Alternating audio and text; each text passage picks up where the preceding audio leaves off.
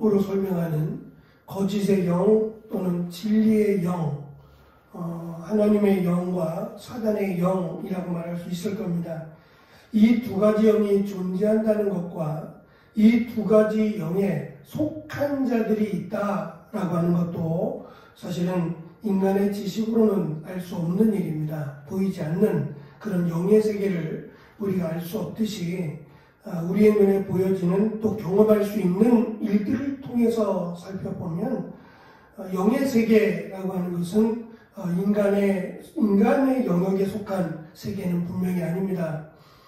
하지만 우리가 이 땅 가운데만 사는 것이 아니라 영원한 하나님의 나라 또는 음부 또는 지옥이라고 하는 영의 세계에 들어가야 되는 그런 입장에서 성경은 하나님은 우리에게 그 영의 세계의 아주 기본적인 기초적인 일들을 가르쳐 주십니다.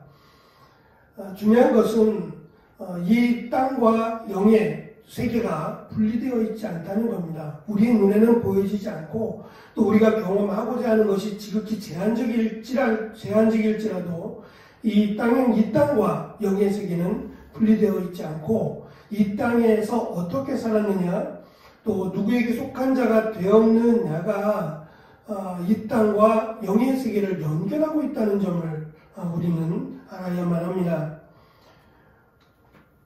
그래서 하나님께 속한 자 그리고 거짓의 영, 거짓에 속한 자 두 개로 나누어서 볼 수 있고 내가 어디에 속해 있느냐 그것을 통해서 내가 하나님의 나라에 들어가느냐 아니면 사단의 권세 사단에 속한 자로 지옥에 들어가느냐로 결정된다라고 하는 것을 단호하게 오늘 말씀 가운데 정리를 해줍니다. 4절의 시작을 우리가 앞에서 1절의 시작은 사랑하는 자들아 라고 하는 부름으로 시작을 했습니다. 이 말씀을 듣는 자들 또 들어야 하는 자들은 하나님의 사랑을 입은 자 또는 하나님의 사랑 가운데 거하는 자라고 하는 의미가 담겼다면 4절은 자녀들아 라고 하는 조금 더 강력한 표현을 씁니다. 자녀라고 하는 것은 이미 하나님의 사랑을 받았고 그리스도 안에 하나님 안에 속한 자라고 하는 의미를 담고 있기 때문입니다. 그래서 자녀들, 다시 말하면 하나님께 속한 자들이라고 하는 이 설명을 통해서 이 말씀의 결론을 지금 전하고자 합니다. 흥미로운 점은 여전히 우리가 이 땅 가운데 미혹의 영 또는 거짓의 영, 적그리스도의 영과의 싸움을 싸워야 합니다. 어제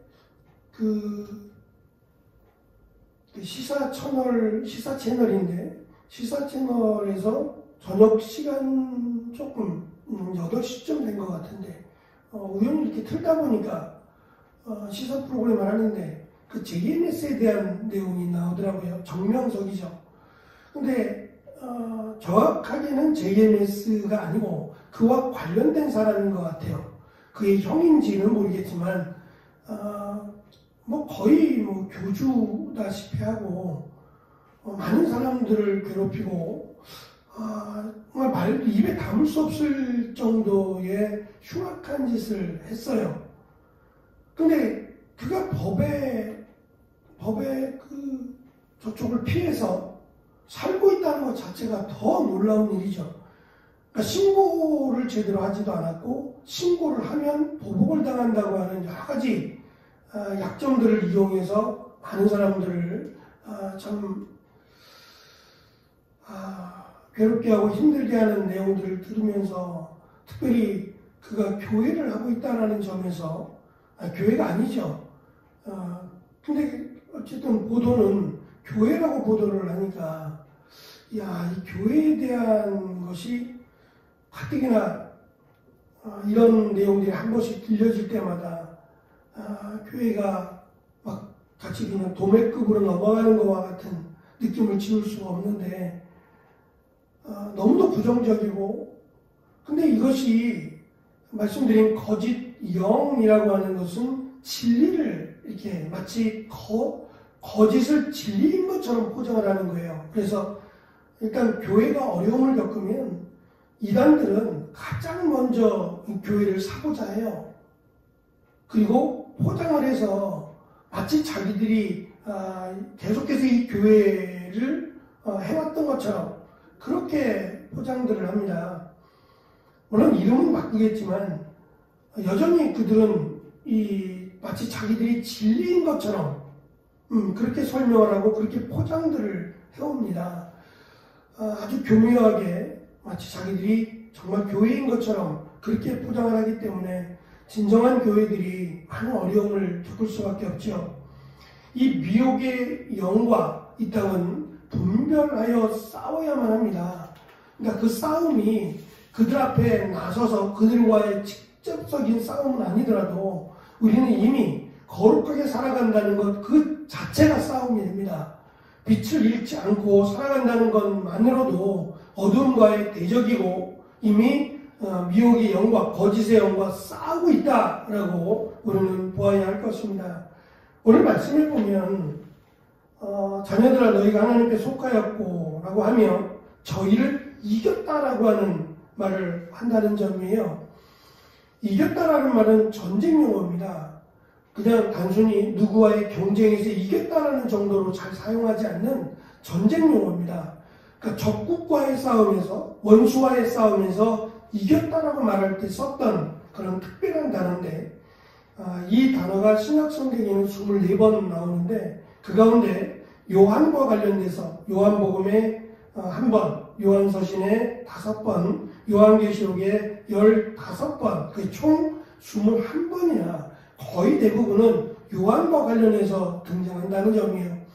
그러니까 요한은 이 이겼다라고 하는 말을 이 세상에서 뿐만 아니라 영적인 싸움에서 이겼다라는 점을 특별히 계시록에서 우리는 이미 싸우고 있고 또 이 싸움은 이긴 싸움이다라고 하는 것을 강조합니다. 이 이겼다라고 하는 시제가 과거 완료 진행형이에요. 있을 수 없죠. 과거 완료는 끝난 겁니다. 근데 이 과거 완료가 진행이 된다는 거예요. 시점은 과거인데 그 과거가 계속해서 진행하고 있다는 점은 이거는 우리에게는 불가능한 일입니다. 과거는 과거고 현재는 현재고 미래는 미래지. 과거에 이미 완료된 사건이 진행되고 있다라고 하는 것은 이건 우리가 사용하는 언어가 아니라는 얘기죠. 예수님께서 요한복음에 한 번 나오는 16장 33절에 이렇게 말씀하십니다. 이것을 너에게 이루는 것은 너희로 내 안에서 평안을 누리게 하려 함이라. 세상에서는 너희가 환난을 당하나 담대하라 내가 세상을 이겼노라 라고 과거 완료를 써서 말씀하셨어요. 그 과거 완료가 진행입니다. 예수님이 이겨놓으신 그 전쟁을 하고 있는 겁니다. 그러니까 우리가 이겨야 되는 싸움을 아니라 이긴 싸움을 지금 하고 있다라고 요한도 강조하고 있는 겁니다. 마귀는 계속해서 죽이고 도적질하고 멸망시키려고 하지만 우리 안에 계시는 하나님의 영은 그것을 무기력하게 만들기에 충분합니다. 사탄과 적그리스도 거짓 선지자들은 하나님을 대적해서 싸울 수 없어요. 다만 하나님의 자녀들, 하나님께 속한 자들을 미혹해 하는 겁니다. 이 땅에서만 가능한 일입니다. 그것은 제한된 허락이죠. 마치 욥과 같이 욥이 어려움을 겪은 것도 허락을 받고 그가 고난을 당한 것처럼 이 땅에서 제한된, 그래서 5절에 보면 세상이라고 하는 단어가 3번이나 반복해서 등장합니다. 세상에 속한 거로 세상에 속한 말을 하며 세상이 저희 말을 듣느니라 하고 세상이라고 하는 말을 3번이나 반복하고 있는 것은 이 땅에서만, 이 세상에서만 제한된 일이라고 하는 것을 우리에게도 그리고 미혹의 영들도 압니다. 그들은 자기들의 힘이, 자기들의 영향이 이 세상에 속한 것임을 알아요. 그러니까 성도들이 이 세상에 사는 동안만 허락된, 자기들에게 허락된 일이라는 것을 알고 이 세상에서 어찌하든지 하나님께 속한 자들을 자기에게 속한 자로 빼오는 일들을 사탄은 한다는 거예요. 다양한 방법을 통해서, 다양한 시험을 통해서 우리를 넘어뜨리고 어떻게 하든지 하나님의 자녀에게서 사단의 자녀로 만드는 일을 서슴지 않다는 겁니다. 그들이 원하는 일, 그들이 자기들에게 속한 자로 만드는 가장 중요한 것이 6절에 있는 내용입니다. 앞에서부터 설명한 내용이지만 3절에 있는 것이지만 결국 자기의 말을 듣게 하고 하나님의 말을 듣지 못하게 막는 것, 결국 그것이 자기에게 속한 자로 만드는 거예요. 우리가 보통 나쁜 말로 세뇌된다라고 말을 합니다. 사실은 통일이 돼도 걱정입니다. 왜냐하면 통일이 된다 그래서 정말 통일이 될 수 있는 일이 아닙니다. 사람이 자기의 생각 또는 이미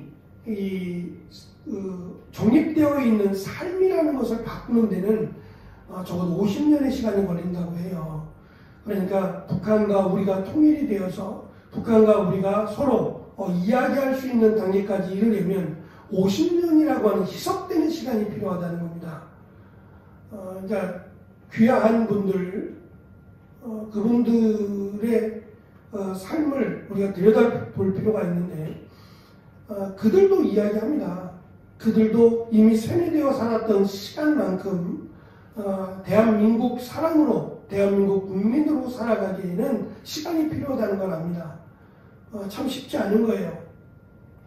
내가 살아왔던 삶의 흔적을 어느 날 갑자기 바꿔버릴 수는 없는 일이죠. 사상이라는 것도 또 세뇌되어 버린 그 생각을 지워버리는 데는 굉장히 많은 시간과 수고와 노력이 필요한 일이죠. 그래서 이 북한과 우리 사이에 어느 정도의 접경 지역을 만들어 놓고 그 지역에서 희석되는 그런 어떤 문화적 충격을 이완시키는 일들이 필요하다라고 하는 전문가들의 의견들이 있습니다. 마찬가지로 우리가 무엇을 듣고 살아가고 어떻게 살아가느냐라고 하는 것은 정말 쉽게 볼 수 없는 그러한 일들입니다. 그래서 거짓의 아비라고 하는 설명은 아예 거짓과 관련된 일은 흉내도 내지 말고 그것은 모양도 내지 말라라고 하는 말씀은 그것 하나가, 작은 것 하나가 마치 그 작은 구멍 하나가 담을 무너뜨리는 것처럼 우리에게 있는 작은 틈이 우리를 전체를 무너뜨릴 수 있기 때문에 사탄은 그것을 결코 외면시하지 않을 거라라고 하는 내용입니다. 결국 지금 그 하나님께 속한 자, 그리고 미혹의 영, 거짓의 영에 속한 자라고 하는 기준은 무엇으로 결정을 짓느냐? 예수 그리스도로 결정을 짓는다는 겁니다.